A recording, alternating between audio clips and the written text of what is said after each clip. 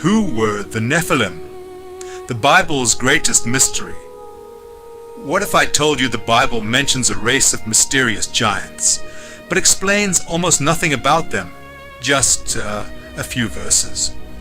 Yet they have sparked thousands of years of debate. Who were the Nephilim? Were they ordinary human beings? Were they giants? Were they the children of the sons of God and the daughters of men?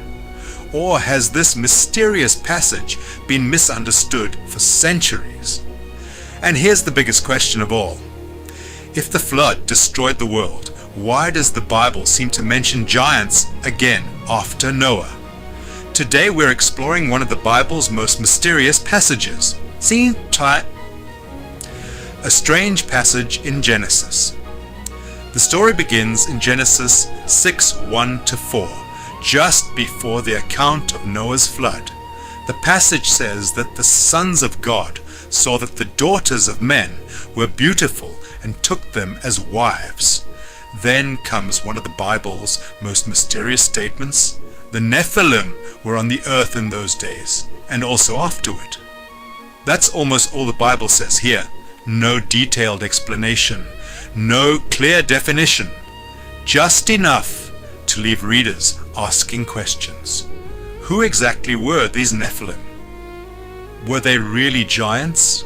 Many Bible translations describe the Nephilim as giants, while others leave the Hebrew word untranslated because its exact meaning is uncertain.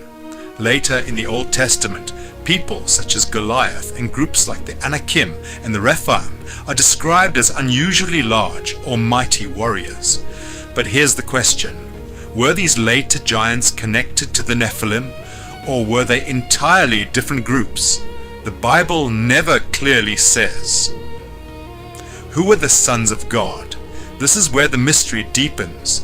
For centuries, scholars and believers have proposed different interpretations. One interpretation is that the sons of God were angels who took human wives. Another is that they were the descendants of Seth, Adam's son, who married women from the line of Cain. A third view is that they were powerful human rulers or kings who abused their authority. Each interpretation has supporters. Each points to different biblical passages, and none has been accepted by everyone. So which one is correct? The Bible doesn't settle the debate explicitly. Why did God send the flood? Immediately after mentioning the Nephilim, Genesis describes humanity becoming increasingly violent and corrupt. God then announces the coming flood. Some readers connect the Nephilim directly to the corruption that led to the flood.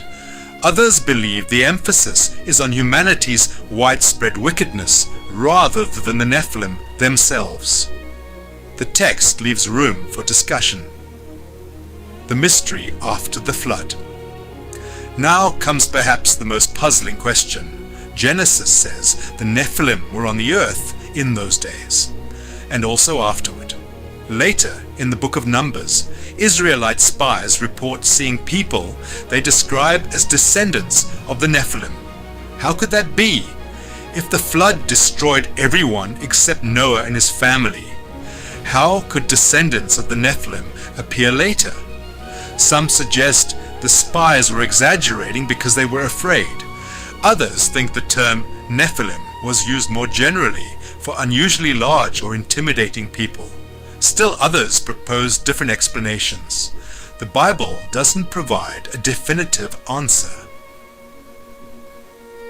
Goliath and the giants. Many people immediately think of Goliath when discussing biblical giants. Goliath was exceptionally tall and a formidable warrior, but the Bible never calls Goliath a Nephilim. Instead, he is identified with the Philistines. This distinction is important.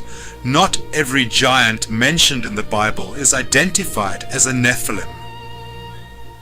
Why does this mystery endure? The Nephilim appear in only a handful of verses, yet books, documentaries, and debates continue to focus on them. Why? Because humans are naturally drawn to mysteries, especially when the Bible gives only brief details. Some people try to fill in the gaps. Others prefer to stay with what the text actually says. What can we say with confidence? Here's what the Bible clearly tells us. The Nephilim are mentioned in Genesis 6 before the flood. They are described as being on the earth in those days. The passage connects them to a mysterious account involving the sons of God and the daughters of men. The Bible doesn't fully explain who they were. Beyond that, readers and scholars reach different conclusions. Conclusion. Perhaps the greatest mystery isn't simply who were the Nephilim. Perhaps it's why the Bible tells us so little about them. Was that intentional? Are we meant to focus on the mystery, or on the larger message about humanity's corruption before the flood? No matter where you stand, one thing is certain. The Nephilim remain one of the Bible's most fascinating unanswered questions. So let me ask you, who do you think the Nephilim really were?